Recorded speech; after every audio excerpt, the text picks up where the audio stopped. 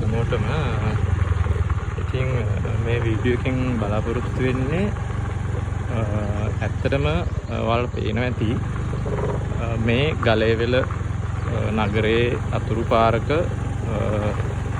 Kilometre 6-7ක් ඇතුළට ගියපුවාම තියෙන දුෂ්කර ගම්මානයක්. ඉතින් මේ ගමේ නම ඉරුදෙනියාය. ඉතින් මේවට සාමාන්‍ය පෙළ විභාගයේ පැවැත්ුණා. ඒකේ ගොඩාක් ගණන් පේපර් එක ගොඩක් ළමයි අමාරුයි කියලා තිබ්බා. ඉතින් මේ වගේ දුෂ්කර පැතිවල ඉන්න ළමයිටත් ඉතින් ඔය එකම පේපර් එක තමයි ලැබෙන්නේ. වැඩි දියුණු පාසල් වල වගේම මේ වගේ දුෂ්කර ගම්මානයක ඉන්න ළමයිට.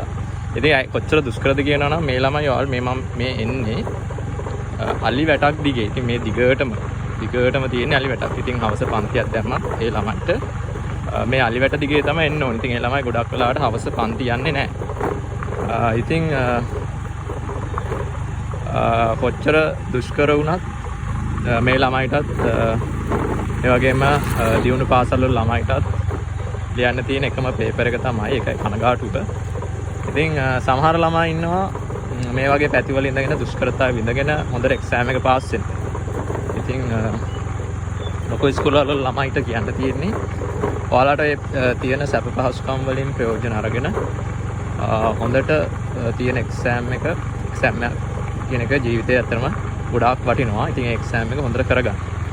ඉතින් මට කියන්න ඕනේ මේ වගේ පැතිවල ළමයිනුත් ඔයාලටයි හම්බෙන්නේ එකම පේපර් එක. ඉතින් මේ වගේ වීඩියෝ එකකින් නැවත හමු වෙමු. ඉතින් මම නුවන්සි ප්‍රනාන්දු ගණිත දේශක ඔබට සුබ දවසක්.